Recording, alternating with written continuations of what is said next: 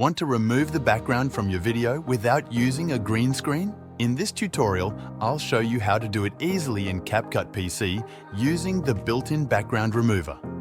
Start by opening your project in CapCut and importing the clip you want to edit. Drag your clip into the timeline and make sure it's selected. Next, choose the Remove Background option. Under that, you'll see two main options. If you're trying to remove the background from a person, click on Auto Removal. CapCut will automatically detect the subject and remove the background. Wait a few seconds for the processing to finish.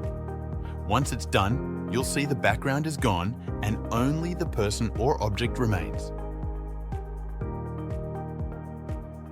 From here, you can replace it with any new image, video, or color background to fit your project. This tool works best when your video contains humanoid characters, though it can also be used with other types, such as animals. However, the results may not be as accurate in those cases. The quality of your video plays a crucial role. Higher quality videos typically yield better background removal results. If this helped, give the video a like. If you have any questions, just drop a comment. And don't forget to subscribe so you don't miss the next tutorial.